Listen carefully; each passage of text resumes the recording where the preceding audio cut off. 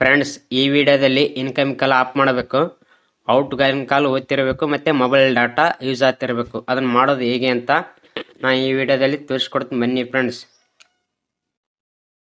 ಇವಾಗ phone dialler open ಮಾಡಿದ ನಂತರ ರೈಟ್ ಸೈಡ್ ಮೇಲ್ಗಡೆ 3 ಡಾಟ್ ಕಾಣ್ತಲ್ಲ ಫ್ರೆಂಡ್ಸ್, ಆ ಡಾಟ್ ಮೇಲೆ ಕ್ಲಿಕ್ ಮಾಡಿ ನಂತರ ತೆಳಗಡೆ ಸೆಟ್ಟಿಂಗ್ ಅಂತಿದೆಯಲ್ಲ ಫ್ರೆಂಡ್ಸ್, ಆ ಸೆಟ್ಟಿಂಗ್ ಮೇಲೆ ಕ್ಲಿಕ್ ಮಾಡಿ.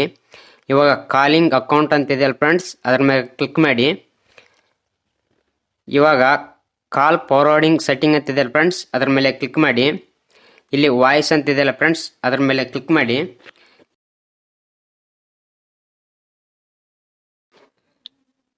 ಆಲ್ವೇಸ್ ಫಾರ್ವರ್ಡ್ ಮೇಲೆ ಕ್ಲಿಕ್ ಮಾಡಿ ಫ್ರೆಂಡ್ಸ್. ಕ್ಲಿಕ್ ಮಾಡಿದ ನಂತರ ಇಲ್ಲೊಂದು ಮೊಬೈಲ್ ನಂಬರ್ ಕೇಳುತ್ತೆ ಫ್ರೆಂಡ್ಸ್, ಅಲ್ಲಿ ನಿಮ್ಮ ಸ್ವಂತ ನಂಬರ್ ಬಂದಿರೋ ನಂಬರ್ ಹಾಕಿ, ಇಲ್ಲ ಕರೆನ್ಸಿ ಇರ್ಲಾರ ನಂಬರನ್ನು ಹಾಕಿದ ನಂತರ ಟರ್ನ್ ಆನ್ ಮೇಲೆ ಕ್ಲಿಕ್ ಮಾಡಿ.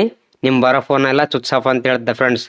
ಮತ್ತು ಅದನ್ನು ಬಿಟ್ಟು ಆನ್ ಇರೋ ನಂಬರ್ ಏನು ಹಾಕಿದಿರಪ್ಪ ಅಂತಂದ್ರೆ ನಿಮ್ಮ ಬರೋ ಕಾಲೆಲ್ಲ ಅವ್ರಿಗೆ ಗೊತ್ತಾವ ಫ್ರೆಂಡ್ಸ್. ಆ ತಪ್ಪು ಮಾಡಬೇಡಿ. ಇಲ್ಲಿ ಬಂದಿರೋ ನಂಬರ್ ಮಾತ್ರ ಹಾಕಿದ ಮ್ಯಾಕ ಟರ್ನ್ ಆನ್ ಮೇಲೆ ಕ್ಲಿಕ್ ಮಾಡಿ. ಕ್ಲಿಕ್ ಮಾಡಿದ ಮ್ಯಾಕ ನಿಮ್ಮ ಬರೋ ಫೋನ್ ಎಲ್ಲ ಸ್ವಿಚ್ ಆಫ್ ಅಂತ ಹೇಳ್ತಾ ಫ್ರೆಂಡ್ಸ್. ಮತ್ತೆ ಇದನ್ನ ಡಿಸೇಬಲ್ ಹೇಗೆ ಮಾಡೋದಂತ ತೋರಿಸ್ಕೊಡ್ತೀನಿ ನೋಡಿ ಫ್ರೆಂಡ್ಸ್.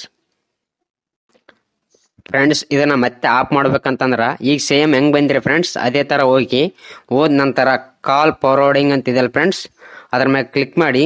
ಕ್ಲಿಕ್ ಮಾಡಿದ ನಂತರ ನೀವು ಎಂಟ್ರಿ ಮಾಡಿರೋ ನಂಬರ್ ಫ್ರೆಂಡ್ಸ್ ಅದೆಲ್ಲ ಪೂರ್ತಿ ಕ್ಯಾನ್ಸಲ್ ಮಾಡಿದ ನಂತರ ಕ್ಯಾನ್ಸಲ್ ತೆಳಗಡೆ ಟರ್ನ್ ಆಫ್ ಅಂತಿದೆಯಲ್ಲ ಫ್ರೆಂಡ್ಸ್, ಅದ್ರ ಮೇಲೆ ಕ್ಲಿಕ್ ಮಾಡಿ. ಇವಾಗ ಆಫ್ ಆದ ಫ್ರೆಂಡ್ಸ್.